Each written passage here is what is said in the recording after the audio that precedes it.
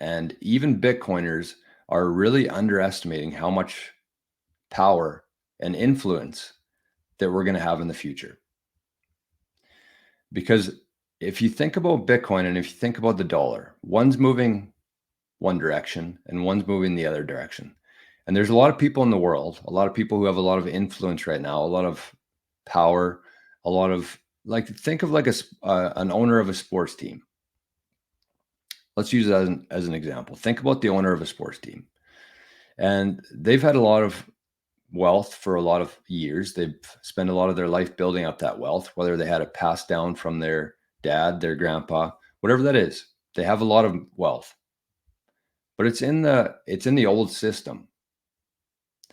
And I think that a lot of these people, there's going to be a small amount of let's say just sports owners as an example. There's going to be a few of them who have kind of taken the forward approach to this, forward thinking approach, maybe hold some Bitcoin on their balance sheet, maybe just hold some personally as a hedge.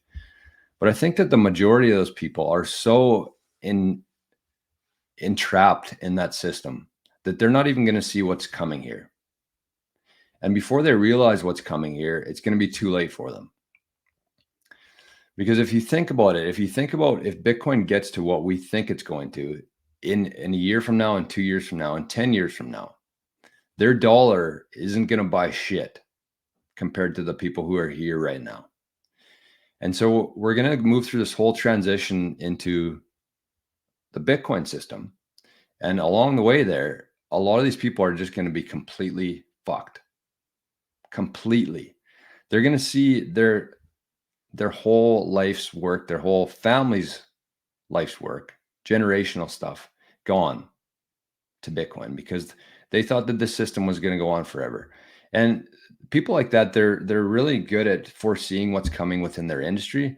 But I feel like a lot of people are just completely missing the fact that we're going to see a full flip where the Bitcoiners who are taking a lot of shit, eating a lot of shit right now, they're going to be the ones who have those sports teams in 10 years from now. That's an example. But we also have to keep in mind that governments change, policy change. Everything changes over time. But the one thing that's not going to change is Bitcoin. And along that way, there's just going to be more and more people, more and more companies, more and more countries who are getting into Bitcoin. And as that whole thing happens, it's just going to be like this. It's going to slowly just flip on its head. And it hasn't started yet. So just keep that in mind.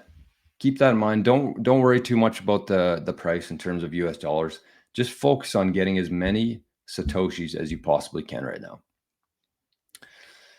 Brendan says, Bitcoin is still the sly roundabout way that we take power away from the central banks.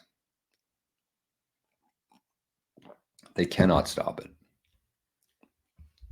All they can do is throw